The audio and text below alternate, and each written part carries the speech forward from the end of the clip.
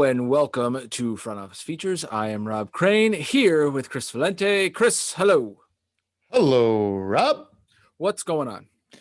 Well, it's Armageddon in Natick, Massachusetts tonight. Why is it Armageddon in Natick, Massachusetts? The town sent out a warning that our water has E.Coli. E.Coli. E.Coli. Okay. And you can't drink the water, you can't bathe, all this whole thing. They don't know. 9 of the 12 tests came back positive. They're not going to retest the water again until Saturday. So I was like, oh, better get in the car and go to the grocery store. Oh my Lord. You thought the world was ending. People are getting cases and cases. People are yelling, fighting. They've got 5 cases. I've got 6 cases. Only 2 cases per customer. Like, it was like, oh my Lord. Holy cow. So what can you do? You have to boil water if you want to use it for bathing or brushing your teeth. So I was like, all right, I'll just go buy. Again, I was not going to be the person who took 35 rolls of toilet paper during the pandemic, right? Like, just be courteous, human beings. Just take 2. Like, the water. So you can't bathe your kids, you can't shower, and you can't like brush your teeth or drink water, or right. You have to boil everything. Tonight we'd already given them showers before the E. coli notice came out.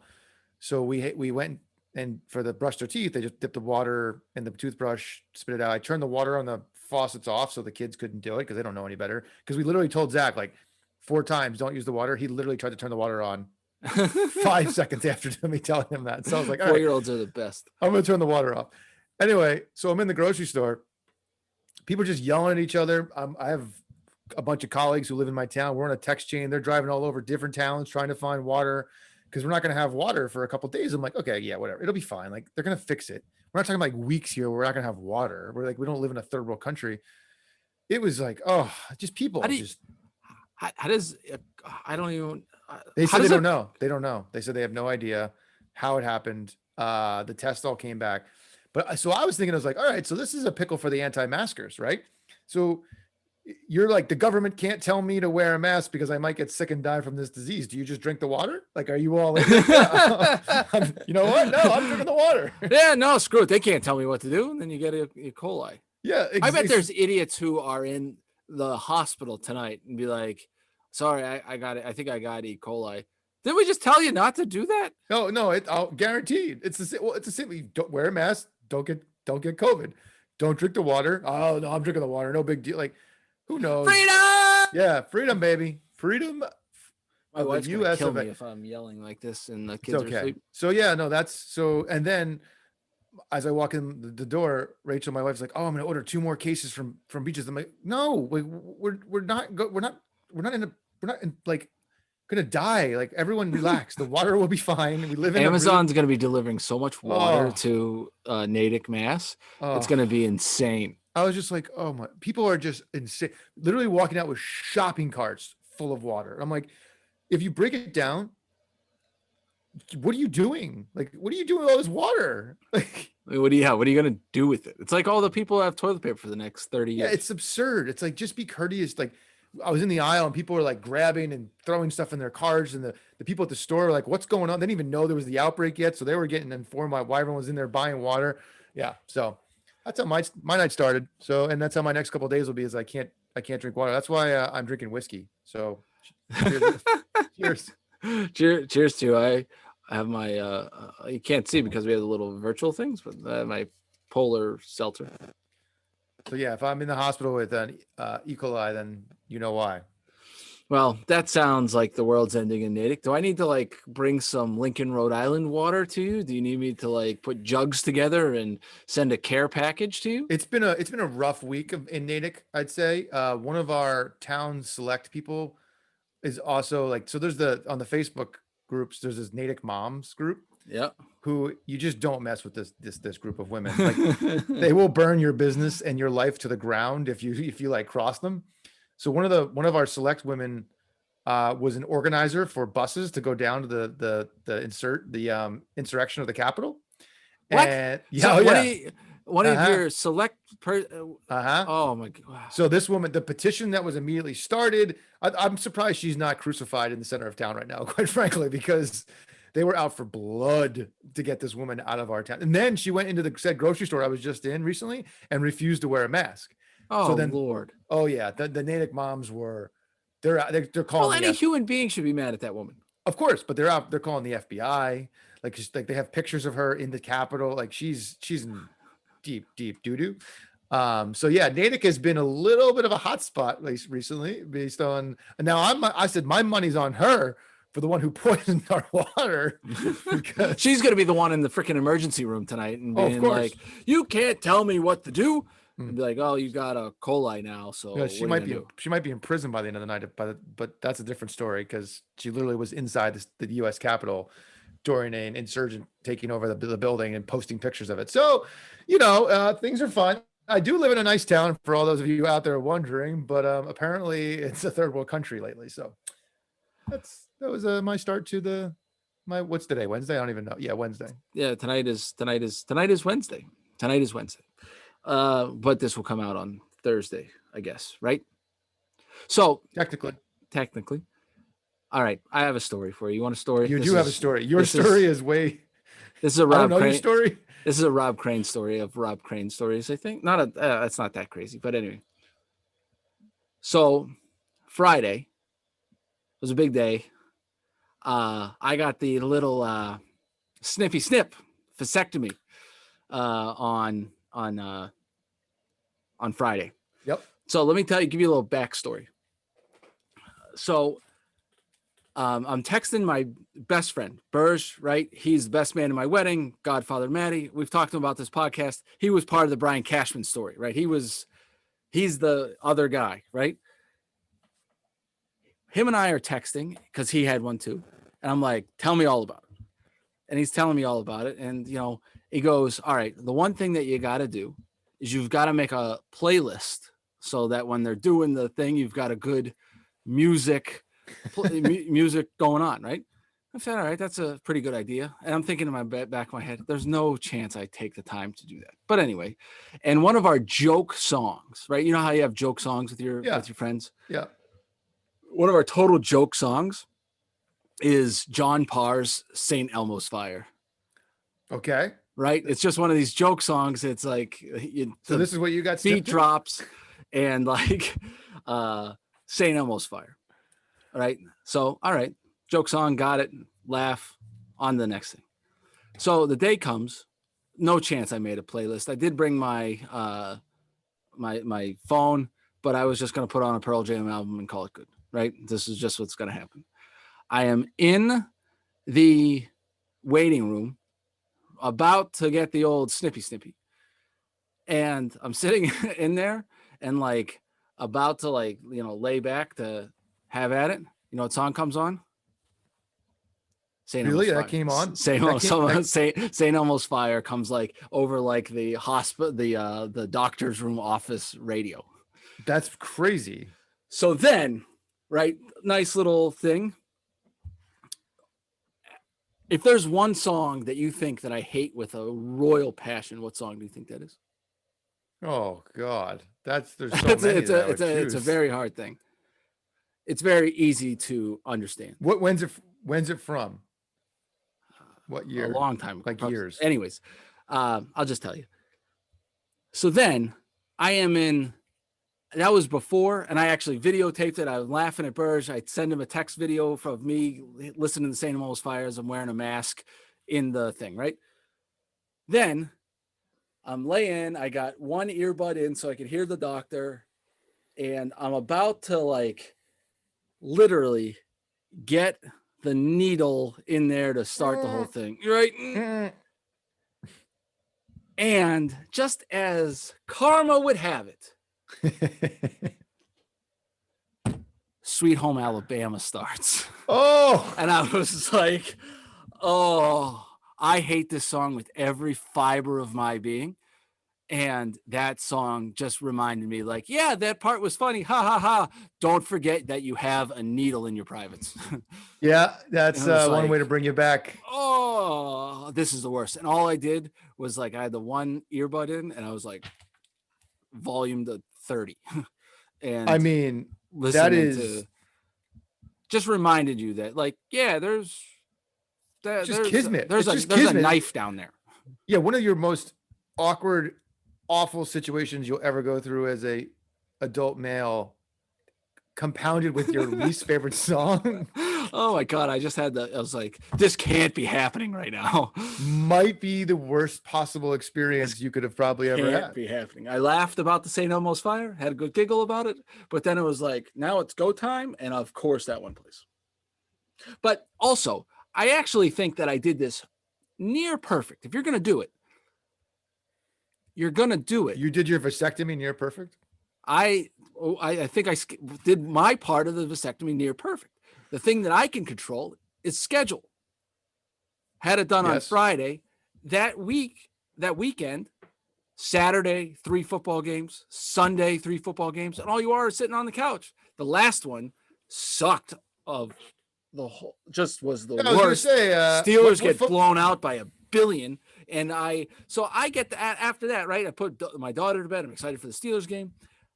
I crack open a beer, and as soon as I'm pouring the beer in as like the Steelers are having the first play. Oh, the first play. And then the snap goes over Roethlisberger's head and scores a touchdown. I was like, I'm going to need more than 1 beer.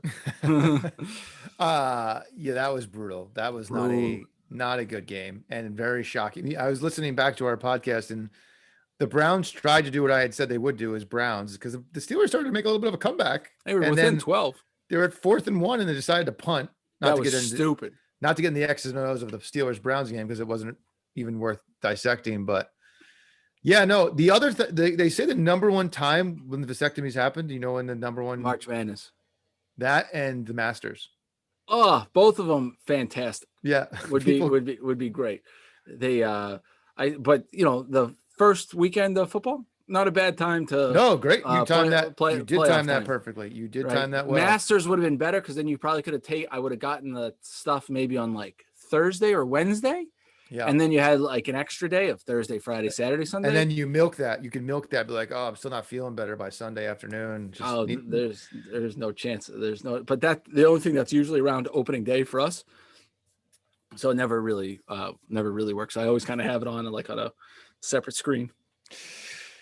So yeah, well, no more little cranes running around in the household. I hope not. Don't really throw a wrench into stuff. But yes, anyway, that's what happened. We're having a great week, huh? Yeah, but well, you know what?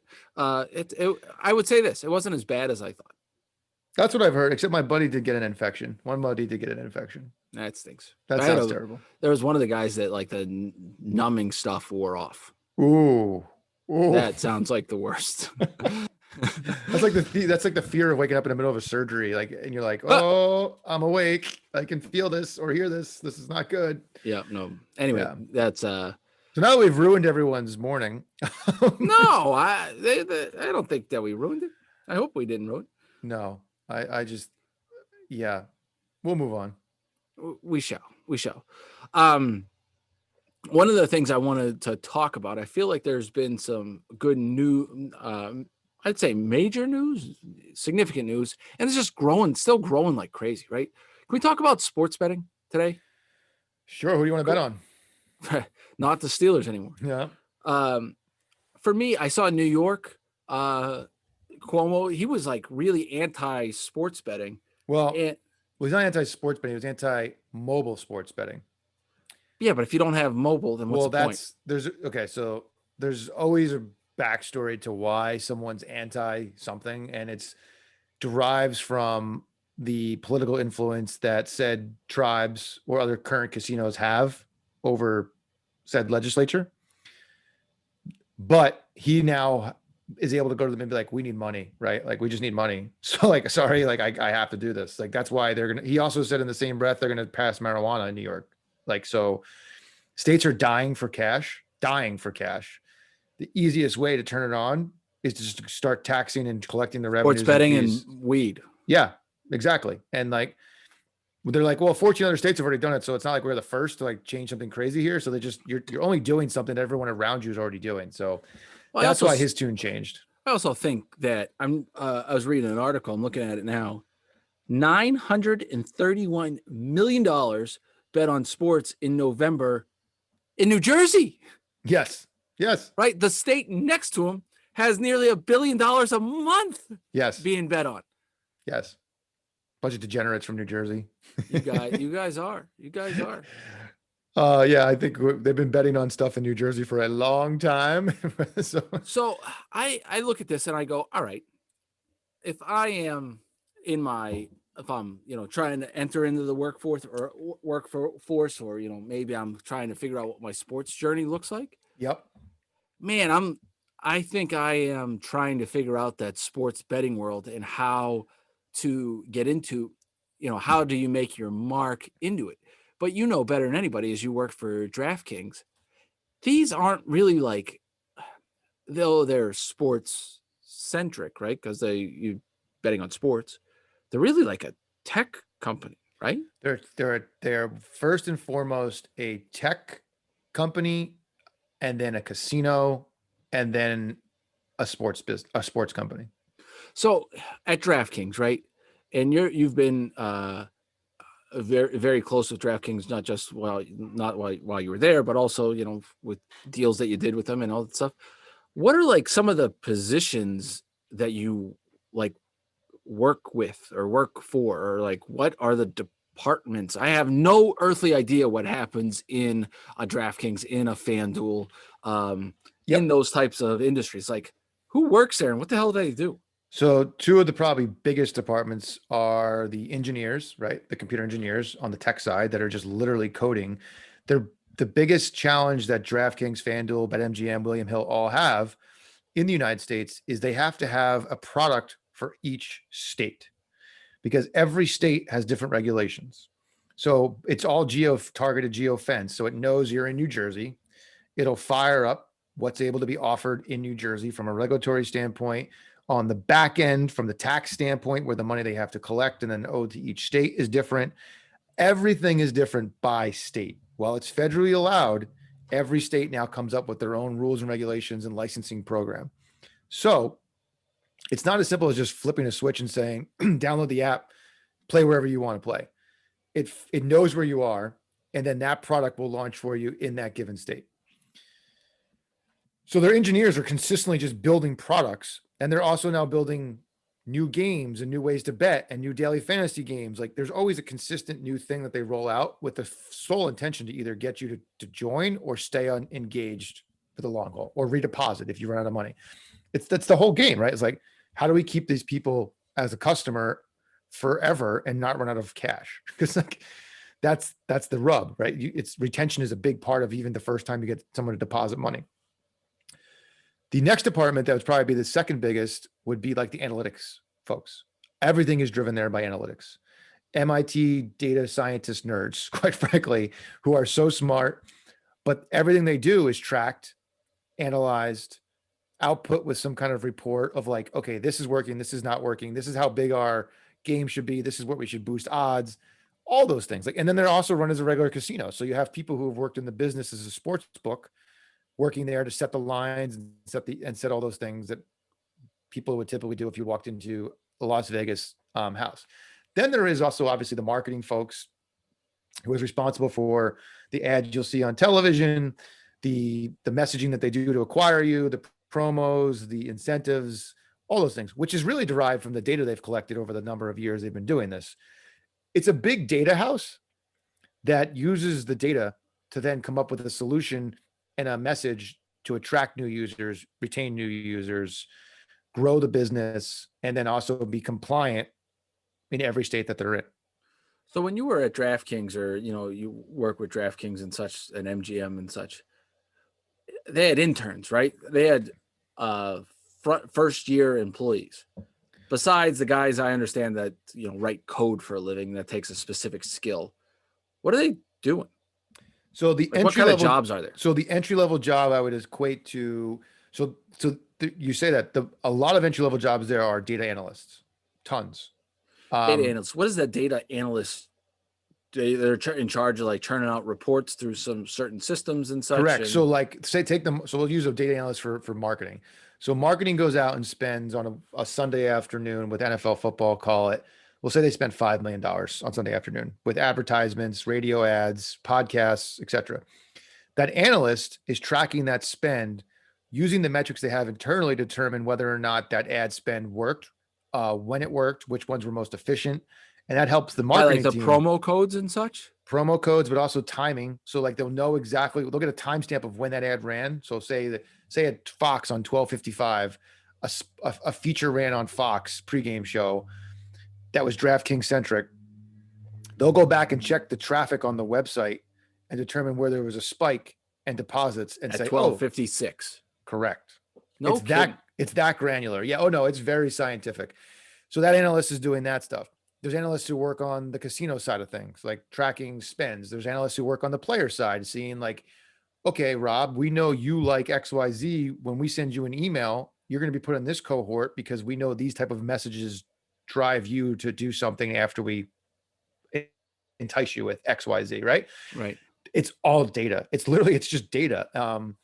And the other entry-level job, which would be what I would equate to the inside sales role, right? I guess that's another question you probably were going to ask me. Yeah. Is the customer service. So the customer associates. Go ahead. Like you're sitting there answering questions for people who have issues with their deposits, refunds. So they're calling 1-800 DraftKings, and like I've got an issue. No, it's all online. It's all chat. It's all chat. Oh God, it's all. It's all, and I just like twiddled my fingers, like I was typing. I don't even know if they have a phone number, quite frankly, but it's 24 hours. Right, so you could be working like the midnight to 8 a.m. shift. You could, and when I tell you this, it is the most frat. It was the most frat house environment. It was like just pizza boxes everywhere, wings, Red Bull coming out their ass. Like it was just like a smell of smells. One of my closer people that I was friends with there, he oversees that department. Actually, he'd be an interesting person to have on the stories. I don't know if he's allowed to tell the stories. So here's the thing. This is where that department is rough. When you mix people's passion, money, religion, and sports. Yeah. 2 of those 3 are incorporated with DraftKings, sports and money. Yeah, sports, money. Was that you don't talk at the dinner table? What, religion and politics? Yeah. So you start factoring in people's passion about a sports organization, and then they're factoring in their money, and having those people call you or yell at you. Oh man, so I think I talked about this a year ago when we talked about DraftKings. Everyone in the company had to do it for a period of time when we had like code red, when the whole shit hit the fan with the first scandal per se. Yeah. So we all were like customer associates responding to everyone who wanted their money back. It's fake, blah, blah. I had to go home and just like, you didn't know it just hit you in the face. I can't, what people deal with every day is insane. Like it's insane. And this is just chats, not on the phone, or is this on the phone? Yes, at the time? This was all chats. Like, and then emails. You were responding to emails and like, it was rough. But I'll say this: good on DraftKings of like you've got to respond to these things, right? Because isn't the easy part is just delete. Oh, I look and they're one of the most regulated companies now. They have to respond. There's so much stuff that they have to abide by from a regulation standpoint that they don't want to mess up their license. Like if you lose your license in a state and you're kicked out, like that is hundreds of millions of dollars. Insane. So, but yeah, no. So the industry. So if you're looking to work in this, I did have an informational discussion with somebody. So no joke, I legit get 2 to 3 requests internally a week because DraftKings is hiring, right? Like they're one of the few companies. They're in Boston. Oddly enough, you can't even use their product in Boston other than daily fantasy because sports betting in Massachusetts is still not legal. That's coming, I think. They're saying it's coming. It was supposed to come last year. Massachusetts, whatever. So they're hiring, they're growing, they're a rocket ship. Everybody's interested and wants to think it's cool to work there. I have to typically tell people like, it may not be for you. It is really cool. And it's a great place. And it's an amazing place to be a part of. The culture there is amazing. The people are really smart. Just know what you're applying for and what you're actually going to be doing. It's a tech company. It's a casino.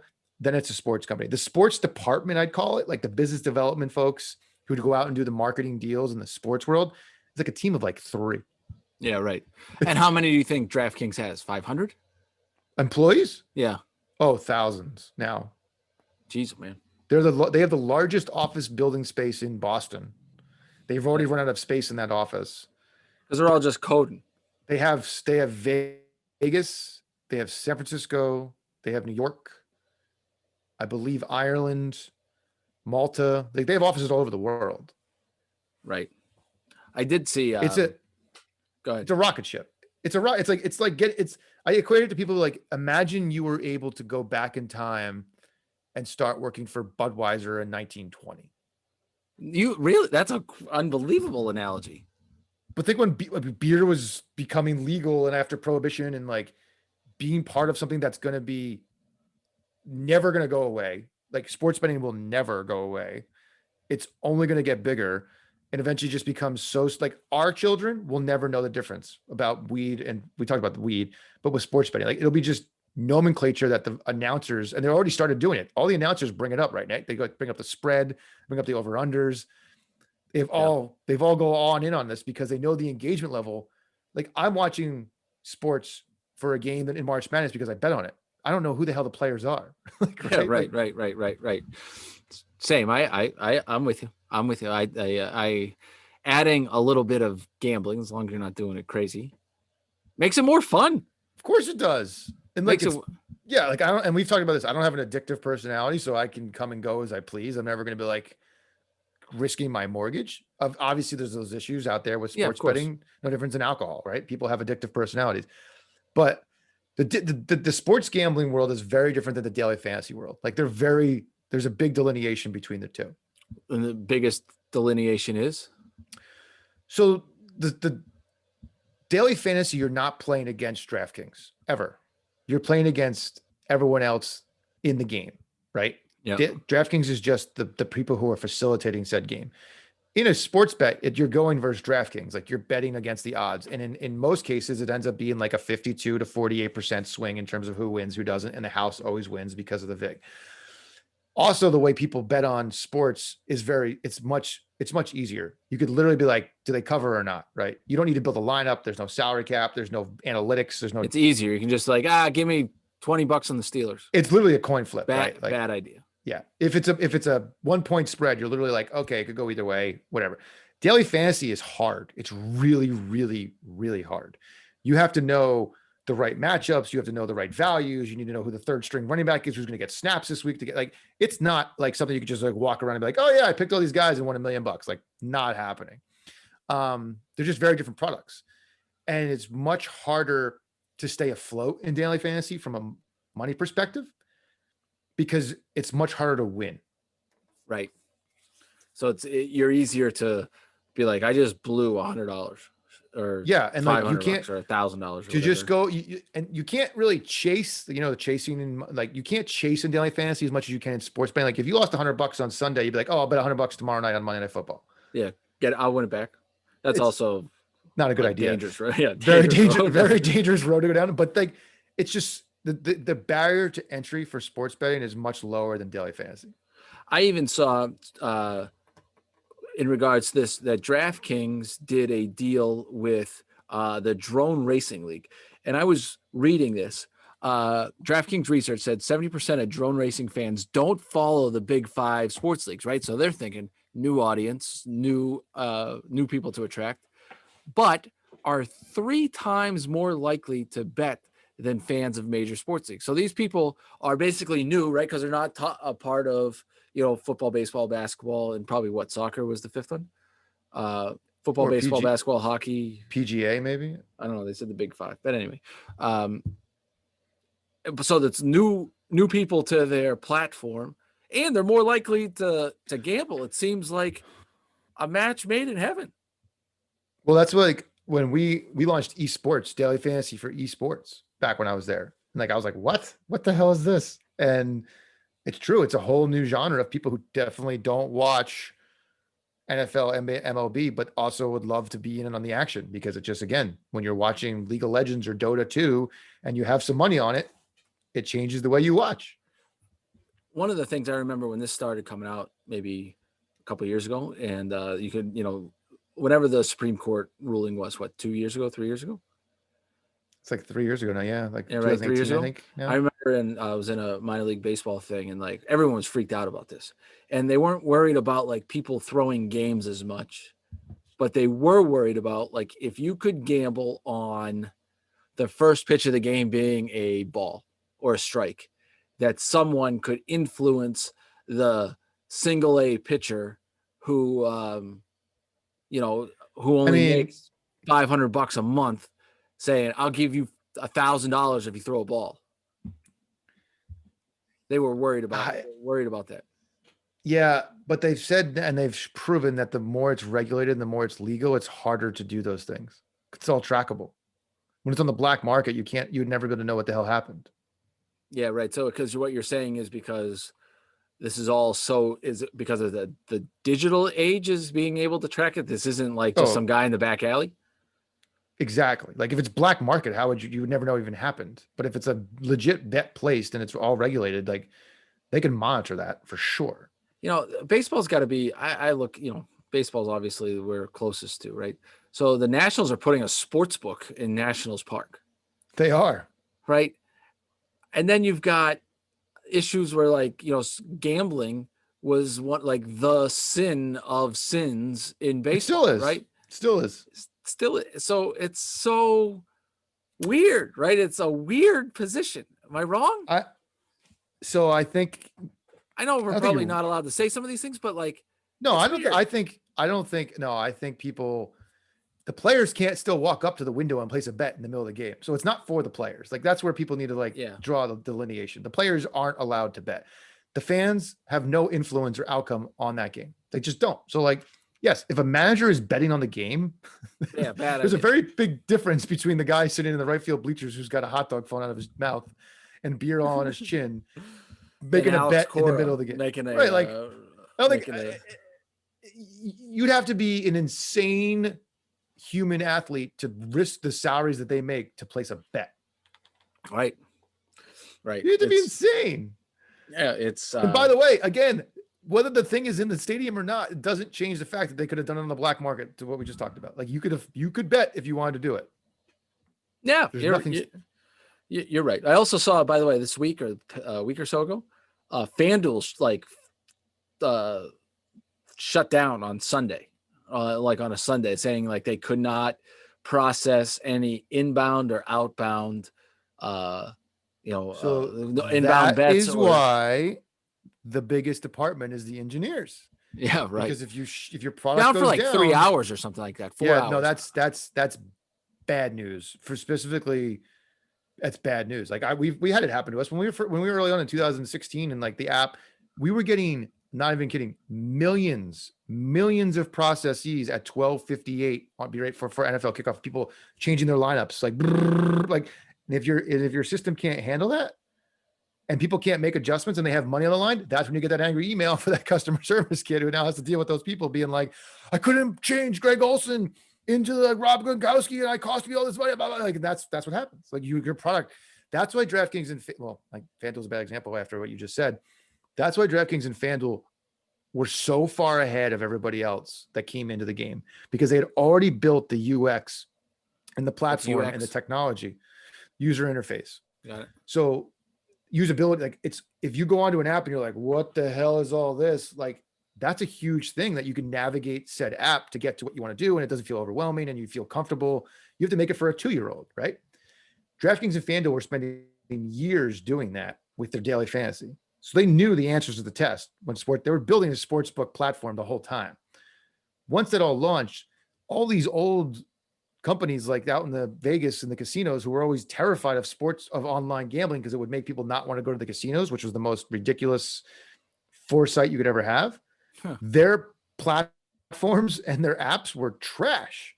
So people would go on and be like, this isn't usable. I'm not going to do this. And they go back to DraftKings and FanDuel. Interesting. Before we get to the next topic, it's actually this ad read, which I really like. I said it last week, right?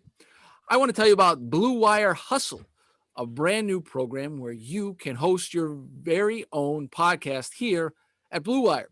Hustle was created to give everyone the opportunity to take your podcast to the next level. Or if you want to host a podcast and just don't know where to start, Hustle is the perfect place for you.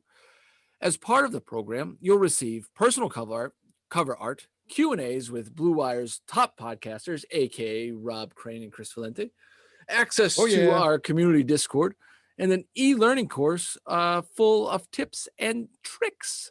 And on top of that, we'll help you get your show pushed out to Apple, Spotify, Google, Stitcher, and all the other listening platforms.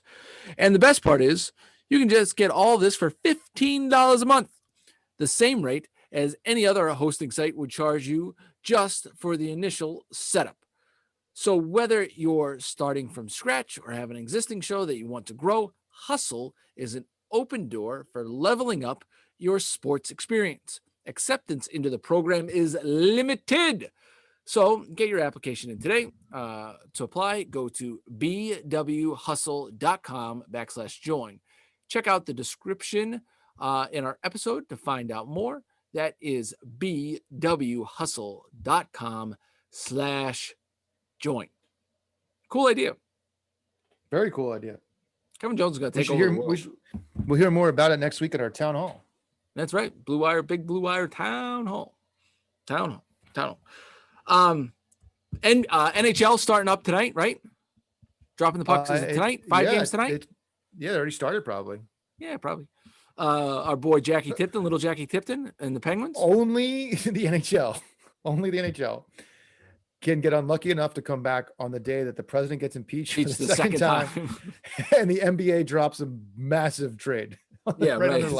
James Harden. By the way, there's not a more villain team right now than the Brooklyn Nets. Oh, they're like super villains. They are the first like Detroit Pistons since the Detroit Pistons of the 1980s. Great for the NBA. Kyrie needs to show back up, so there's that. Yeah, he's going to spread sage all around every place again. He's a lunatic. It's a flat Earth, so these are flat Earths.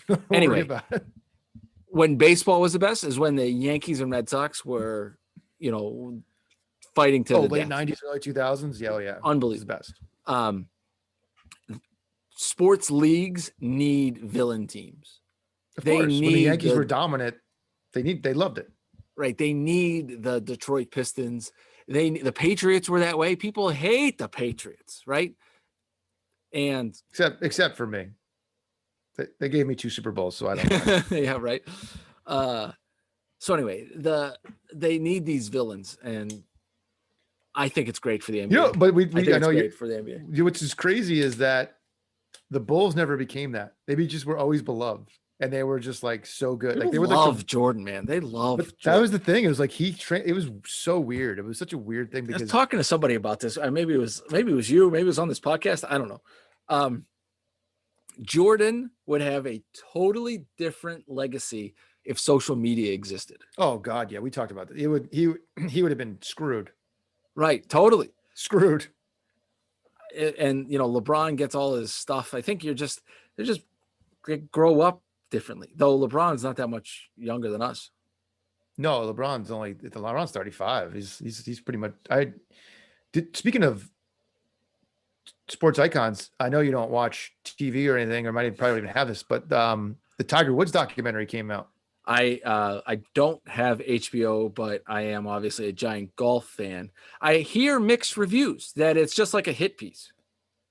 So he's not involved. So I've heard it's really fascinating, and there's stuff about him that you and I growing up would never have known. That's interesting. So I haven't watched it yet, but I want to watch it because Tiger for me is like, he was so polarizing and just like must watch television. Why was he polarizing? I never found him polarizing. I didn't love him or hate him. I never thought about hating Tiger Woods or rooting against Tiger Woods. I was always finding myself. Polarizing in a good way, actually. Like he was must see TV in the fact that he was just like this mysterious, just phenom that crushed. I remember if DraftKings was back in like 2001, right? You were taking bets of Tiger Woods or the field. Yeah, I know. Yeah, no, for like majors, right? It was ridiculous. It was like, are you going to take Tiger or the rest of golf? And And you most would people are always like, take yeah, Tiger. And he wasn't even great odds. He was like -1,000. It's like, oh geez, like yeah. So the Tiger doc is out. I kind of want to watch that.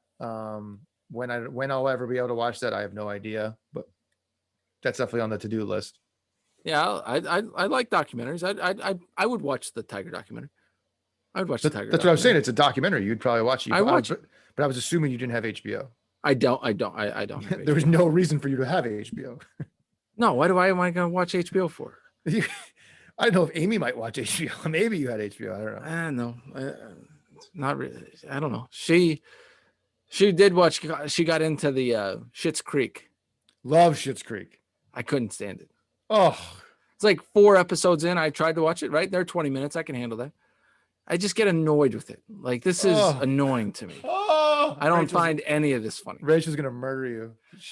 My wife loves it. She thinks it's the greatest thing since sliced bread. It is the best pandemic show. It was so good. It was so good. It starts off. I could see why you might hate it early on because the characters are so unlikable. It becomes it's so well written. It's so good. You probably just lost half our listenership by saying you don't like Schitt's Creek, by the way. No, you have. You don't like it. I don't like The Office. You don't like Schitt's Creek. What the hell am I doing? No, I never said I don't like The Office because I've never seen The Office. That's true. I have seen Schitt's Creek. I saw the first 4 or 5 episodes because Amy wanted to watch it, and I found it annoying. Lena, this is all you need to focus on is destroy Rob for the next week. His Schitt's Creek hatred, because you might be the only person in America who doesn't like Schitt's Creek. It's very on brand though. Like I find it annoying. I just found I was like, I don't like Amy's dying laughing over there. I'm like rolling my eyes. I'll have a watch party with Amy virtually with Rachel. We'll watch Schitt's Creek and you can go do it. I don't even know. You can go putt in the corner or something. That's right. I'd putt for 2 hours in the corner. I'd be cursing about why I I wasn't not like Schitt's Creek. It's so. I found it annoing. Like the characters. Yeah, I found like the story. I don't know. I just didn't like it. So I was done. And when I'm done, I just shut off and it's over. Right? You can't win me back. Oh man. Rachel's gonna listen to this one and she's gonna be very upset. I'm not even gonna tell her about this conversation. I'll let her find out for herself. Yeah, I don't like Schitt's Creek. She got like swag from Schitt's Creek. Amy got all kinds of stuff for Christmas for Schitt's Creek. Christmas ornaments and all kinds. She's in, right? And she talked. David. Yeah, that was like annoying to me. All right. Well, before we lose all of our listenership, we'll move on. The most loved show in America, somehow you found annoying. If I were to say like, I loved it, you would have been like, no, you didn't. I would have been like shocked that you saw it. Yeah. More than that, but the fact I'm even more shocked that you saw it. Yeah, first like 4 or 5 episodes, and still found a way not to like it. Yeah, I didn't like it. I don't like it. What's the last thing that you watched that you liked besides a documentary? I don't know. A movie? See a movie that's like that? Oh, that was a good movie. No, a movie? No, I haven't seen a movie in 10 years. That's so insane. I don't know how to always end up back here, but that's so insane to me. That's not possible. Like, you're not just like Goodfellas. Was that the last thing you liked? I haven't seen that in a long time. But oh my! I don't know. Not too long ago, I think I saw. I don't know. No, I really, I can't put. I don't know the answer to that. Oh my Lord! All right. You know what I do like? It's like National Geographic Channel, Life Below Zero. Have you ever seen that? No. No one has, because it's really not that entertaining. But I find people who live in the middle of nowhere in Alaska and have to like hunt and fish and like build their own houses interesting. Everyone else in the world finds that like snooze fest boring. No, I would find that interesting to a point. I can't imagine living that way. So like, that's your outer space. Like that's my outer space. Like right. I guess so. I can't imagine living like, all right, I'm hungry. I feel like Chick-fil-A. No, wait, I've got to go catch salmon in the river and it's 6 degrees out. No, that sounds terrible. I'm going to go hunt a moose today. That sounds miserable. I have to go. No COVID issues out there. Yeah. Anyway, great. Or E. coli. Yeah, you got E.Coli. All right. Anyway, I think that have we covered enough today? I don't even know what you ruined. You ruined it. You I ruined didn't ruin anything. You don't like Schitt's Creek. That doesn't mean I ruined anything. That just means I have a different perspective of this than you, which is fine. We can agree to strongly disagree. Fine. Fine. I think that's not the first nor the last time that'll happen in regards to life and entertainment life. I just don't care. That's fine. I appreciate and respect and kind of admire your stubbornness. All right. Exactly what it is. That's what it is. What is stubborn. You're stubborn. Stubborn? I'm not stubborn. You're you won't watch The Office. You were at the rap party. You don't want to be like, oh yeah, I wasn't curious to just figure out what the hell this whole big deal was about. This whole stadium was here cracking up about these people and going crazy. You had a colleague crying over meeting them. Yes, I did. And I texted you the picture of me in the background on television. I had a proud dad moment. I got 3 different people bought this book. I bought the book. Rachel bought the book for me. Someone else bought the there's an Office like kids book. Oh, really? I've been reading it to Zach. It's like all the characters are like little kids in like elementary school. And he's like, oh, there's Michael Scott. And I'm like, yes, we are good, buddy. We are good. So proud dad moment. I will say Nolan nor Maddie will have that same moment. So enjoy it. Yeah, I don't think it's. I think you just said something that's like you didn't have the curiosity. No. That's what I respect. I'm like, I wish I could just not care as much as you. That'd be great. Yeah, I don't care. That's awesome. I have no curiosity. Curiosity killed the cat. It's not going to kill the crane. No, I'm very jealous of that mantra. Like, nope, don't care. Don't care. On the next thing. Look, can we go play golf? I'd love to play golf. Oh, all right. All right. Well, that was fun for the most part. We're done. We're done. This podcast is over. I'm telling you, I'm guaranteeing you alienated some of our listeners tonight. They'll be like, I can't listen to what Rob has to say anymore because his opinion means nothing. He hates Schitt's Creek. Well, we will see how that goes. We will take that risk because if you didn't know that was a solid chance that I wasn't going to like that show, you'd been better off if you refused to watch it. You'd be better off if you just refused to watch it rather than just like shit all over Schitt's Creek. So anyway, sayonara. It's been fun. Our record downloads are all over. I don't think so. Anyway, I'll talk to you next week. We'll see you.